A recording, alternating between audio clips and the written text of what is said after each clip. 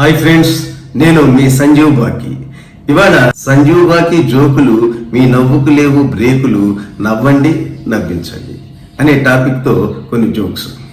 ఒకసారి ఒక ఇద్దరు ఫ్రెండ్స్ మాట్లాడుకుంటే, ఒరే నువ్వు క్లియరెన్స్ సేల్ అని బోర్డు పెట్టి బ్రహ్మాండంగా సేల్స్ చేసావు, మరి నేను కూడా అదే బోర్డు పెడితే నాకు అసలు సేల్సే జరగలేదురా. ఇంతకీ నీదేం వ్యాపారం? నాది టిఫిన్ సెంటర్, కర్రీ సెంటర్ రా. చూసారా, 4 రోజులు టిఫిన్ కూడా క్లియరెన్స్ సేల్ అని చెప్పి అమ్మేద్దాం అనుకున్నాడు, కుదరలా. ఒకసారి హస్బెండ్ అంటున్నాడు, రోజు ఆఫీస్కి వెళ్ళి రావడానికి కారు కొనిమ్మని చెప్పి మీ నాన్నకి చెప్పమని చెప్పావా? చెప్పానండి, మా నాన్న అన్నారు కారు ఎందుకు, రైలు కొనిస్తాను, ఆఫీస్కి ఇంటికి రైలు పట్టాలి సిద్ధం చేసుకోమని చెప్పారు. సిద్ధం చేసుకోండి.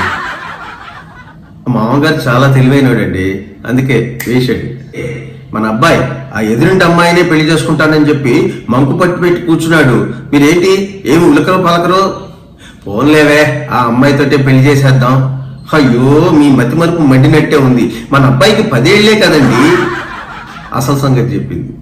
అంటే ఆ చిన్న వయసులోనే మనవాడు ప్రేమలో పడ్డాడు. ఒకసారి ఒక డాక్టర్ గారు పేషెంట్తో, ఏమయ్య నేను రాసిన టానిక్ తాగిన తర్వాత ఆకలి బాగా పడుతుందా? పడుతుంది కానీ డాక్టర్ 3 సార్లే తినగలుగుతున్నానండి, ఇంకా బాగా పవర్ఫుల్ మందుంటే ఇస్తారా? చూసేయడం కాదు, పవర్ఫుల్ మంది ఇస్తే దేశాన్నే తినేసేటట్టున్నాడు. ఎరా, పెళ్లికి చేసిన అప్పు తీరక వడ్డీ మీద వడ్డీ కడుతున్నావంట. అసలు నాకు తెలియకుండా నీకు పెళ్లి ఎప్పుడైందిరా? జరిగింది నా పెళ్లి కాదు, మా నాన్న పెళ్లి. ఊరంతా అప్పులు చేసి ఘనంగా మా నాన్న పెళ్లి చేసి చచ్చాడు మా తాత. ఇప్పుడు ఆ అప్పుకి వడ్డీలు కట్టలేక నేను చేస్తున్నా. చూసారా, తాతకి మనోడికి ఆ సంబంధం ఉందండి. ఒకసారి ఇద్దరు స్నేహితురాలు మాట్లాడుకుంటారు. నిన్న నా లవరు నన్ను చూసి, డియర్ నువ్వు రైట్ నుంచి చూస్తే రమ్యకృష్ణ లాగా, లెఫ్ట్ నుంచి చూస్తే అనుష్క లాగా కనపడుతున్నావు అన్నాడు. మరీ అంత కంటి చూపులేని ఎలా ప్రేమించావే? జాగ్రత్తపడు, ఎందుకైనా మంచిది.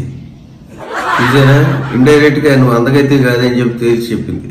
తండ్రి కోపంగా, ఎరా మీ నాన్న ఏం చేస్తుంటాడు అంటే పళ్ళ వ్యాపారం అని చెప్పావంట.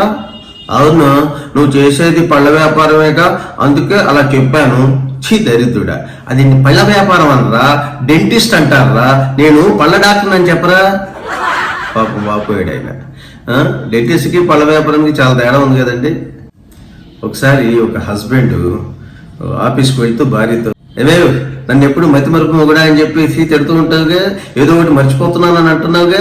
ఇదిగో ఇవాళ చూడు, ప్యాంట్ వేసుకున్నా, షర్ట్ వేసుకున్నా, టై కట్టుకున్నా, షూస్ వేసుకున్నా, ఇగో బ్రీఫ్ కేస్ తీసుకుని ఆఫీస్కి వెళ్తున్నా. సరేలేండి, ఇవాళ ఆదివారం ఆఫీస్కి సెలవు, ఇంట్లో పదండి. చూసారా, మనోడు అసలు సంగతి మర్చిపోయాడు. ఒరే, రాత్రి మా ఆవిడ్ని వేరే లెవెల్లో చితిక బాదినట్టుగా కలొచ్చిందిరా. మరి పొద్దున్నే లేచింది, అది ఏం చేసావు? ఇంకేం చేస్తాను, మా ఆవిడ దగ్గరికి వెళ్ళి క్షమించు, నేను ఎప్పుడు ఇంకా అలా ప్రవర్తించను అని చెప్పి కాలు పట్టుకున్నారా. పాపం కళలో కూడా అలా ఏమనలేడు మహానుభావుడు. ఫ్రెండ్ ఇంకొక ఫ్రెండ్తో చెప్తున్నాడు, ఒరే ఎవరైనా సరే కోడి కోతతో నిద్రలేశారనుకోరా, ఆ కోడిని చంపు తింటారు. నా దరిద్రం ఏంటోరా, మా ఆవిడ కేకతో లెగుస్తా, అయినా సరే నన్ను వేపుతుంటుందిరా. రివర్స్ అయిందనమాట. సార్ ఫ్రెండ్ అడుగుతున్నాడు, ఎరా అప్పు ఎగ్గొట్టడం ఎలా అనే పుస్తకం రాసావు, రికార్డు స్థాయిలో అమ్మి బ్రహ్మాండంగా డబ్బులు సంపాదించావు, మళ్ళీ ఇప్పుడు ఏం పుస్తకం రాయిపోతున్నావు? అదే, ఇప్పుడు అప్పు రాబట్టుకోవటం ఎలా అనే పుస్తకాన్ని రాయిపోతున్నారా? ఆయనే ప్రశ్న, ఆయనే సమాధానం. ఒకసారి చిన్నపిల్లాడు అంటున్నాడు, నాన్న ఎప్పుడు నీతోనే ఆడుకోవాలంటే బోర్ కొడుతుంది, బయటకు వెళ్ళి ఎవరైనా పిల్లలతో ఆడుకుంటాను అన్న ప్లీజ్. రే, బయటికి వెళ్ళి ఆడితే ఆ ఎండకి నల్లబడిపోతావు. సరే గాని ఇదిగా మొక్క కొట్ట, తొందరగా జోకర్ వస్తే నా ఆట అయిపోతుంది. ఇప్పుడు అర్థమైందా? ఆ తండ్రి కొడుకులు ఏ ఆట ఆడుతున్నారు. ప్యాకెట్కి ఎవరు దొరకలేదు కావాలి, కొడుకునే దిచ్చేసాడు రంగంలో.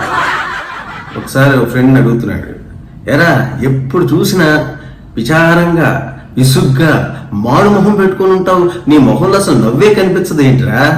అంటే నవ్వుతూ మొహం పెట్టకుండా మారు మొహం పెట్టి విచారంగా పెట్టామనుకో, ఎవడో అప్పు అడగడంట్రా, మా తాత చెప్పాడు. చూసారా, అలా తాత అలాంటి చిట్కా చెప్పాడు. అంటే ఆ చిట్కా నమ్మకండి.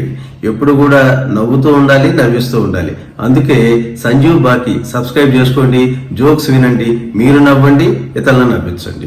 నచ్చితే లైక్ చేయండి, షేర్ చేయండి. ఇట్లు మీ సంజీవ్ బాకి.